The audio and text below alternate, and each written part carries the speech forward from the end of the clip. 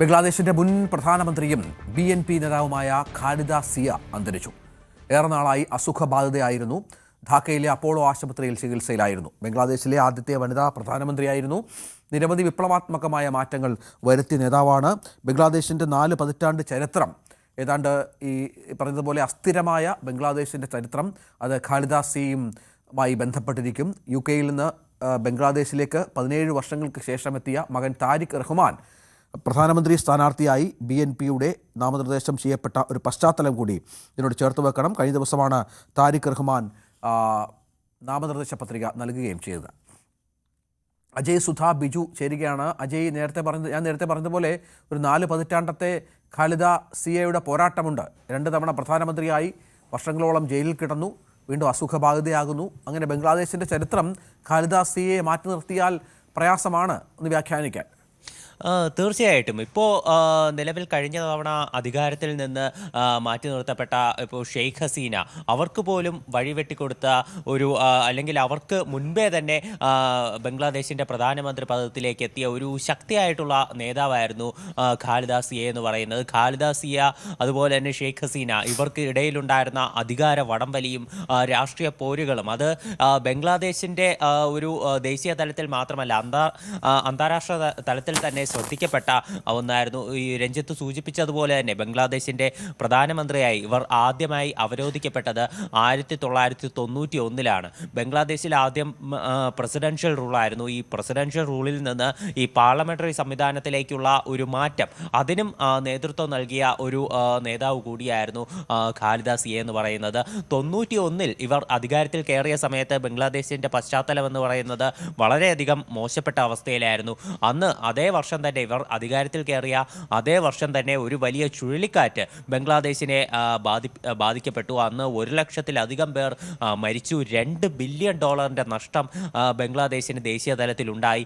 അപ്പോൾ അതെല്ലാം പരിഹരിച്ച് രാജ്യത്തെ മുന്നോട്ട് നയിച്ച നേതാവായിരുന്നു. അതുപോലെ തന്നെ ബംഗ്ലാദേശിലുള്ള സ്ത്രീകളുടെ വിദ്യാഭ്യാസം, അവർക്ക് കൂടുതൽ തൊഴിൽ മേഖലയിൽ അവസരങ്ങൾ, ഇതെല്ലാം ഖാലിദ സിയയുടെ ഭരണകാലത്ത് നടപ്പിലാക്കപ്പെട്ടു. അതുപോലെ തന്നെ സ്വകാര്യവൽക്കരണം, രാജ്യം കടുത്ത സാമ്പത്തിക നഷ്ടത്തിലേക്ക് കടന്നു പോയിരുന്ന സമയത്ത് രാജ്യത്തെ നിരവധി വ്യവസായ സ്ഥാപനങ്ങളും അതുപോലെ തന്നെ മറ്റ് മേഖലകളെല്ലാം സ്വകാര്യവൽക്കരിച്ചുകൊണ്ട് അവർ നടത്തിയിട്ടുള്ള ഒരു വിപ്ലവകരമായിട്ടുള്ള മാറ്റം, അത് ബംഗ്ലാദേശിനെ കൂടുതൽ പുരോഗതിയിലേക്ക് എത്തിക്കാൻ സഹായകരമായി. ആ സമയത്തൊക്കെ ബംഗ്ലാദേശിൻ്റെ ഒരു സാമ്പത്തിക വളർച്ച എന്ന് പറയുന്നത് അത് അത്ഭുതകരമായിട്ടുള്ള ഒരു നിലയിലായിരുന്നു.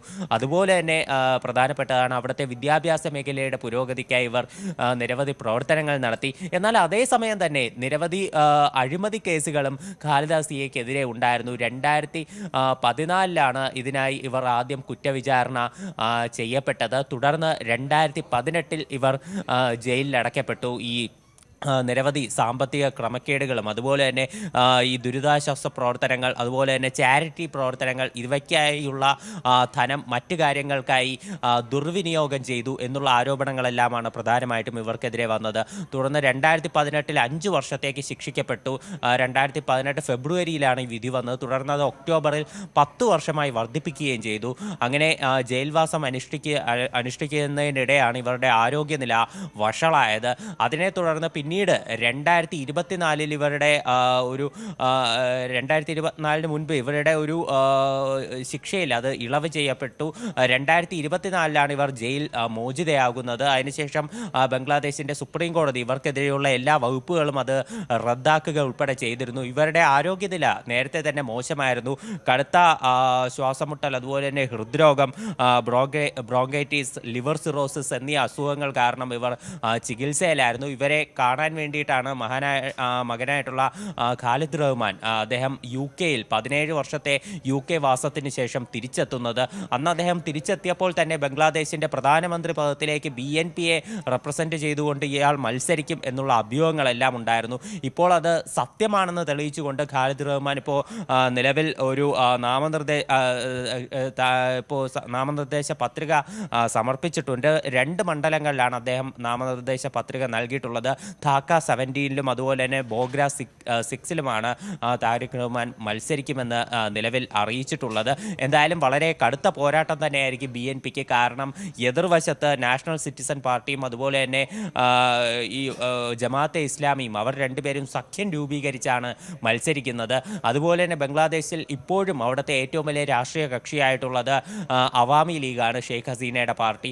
അപ്പോൾ അവരുടെ വോട്ടുകൾ, അവരുടെ പ്രവർത്തകർ ഈ തെരഞ്ഞെടുപ്പിനെ എങ്ങനെയായിരിക്കും നേരിടുന്നത്, അവരുടെ വോട്ടുകൾ എങ്ങോട്ടായിരിക്കും പോകുന്നത്, അതുപോലെ തന്നെ ഒരുപാട് കാലം ബംഗ്ലാദേശിൻ്റെ ന്യൂനപക്ഷ വോട്ടുകൾ എപ്പോഴും തുണച്ചിരുന്നത് അവാമി ലീഗിനെയായിരുന്നു. അപ്പോൾ ഹിന്ദുക്കൾ ഉൾപ്പെടെയുള്ള ന്യൂനപക്ഷ വോട്ട് അതെങ്ങോട്ട് മറിയും എന്നുള്ളതെല്ലാം ഈ തെരഞ്ഞെടുപ്പിൽ നിർണായകമായി തന്നെ ഇരിക്കും.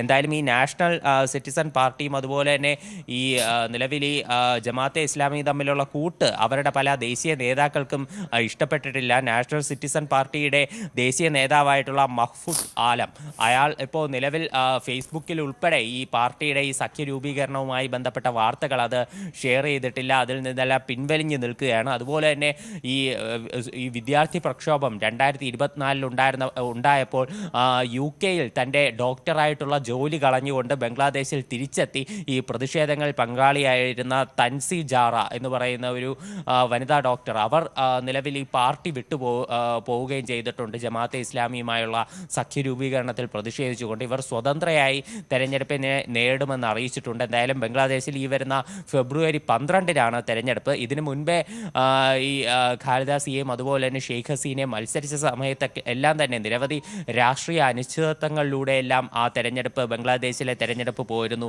അതുകൊണ്ട് തന്നെ ഈ 12-ാം തീയതി നടക്കാനിരിക്കുന്ന തെരഞ്ഞെടുപ്പ് അത് നടക്കുമോ എന്ന കാര്യത്തിൽ വരെ സംശയമുണ്ട്. ഇനി നടന്നാൽ തന്നെ എങ്ങനെയായിരിക്കും എന്നുള്ള കാര്യം ഉൾപ്പെടെ ആണ് നമ്മൾ നോക്കിക്കാണേണ്ടത്. അത് പ്രധാനപ്പെട്ട ഒന്നാണ്. തെരഞ്ഞെടുപ്പിന്റെ പശ്ചാത്തലത്തിൽ കൂടിയാണ് ഖാലിദ സിയ എന്ന വളരെ പ്രധാനപ്പെട്ട ഒരു നേതാവ് വിടവാങ്ങുന്നത്.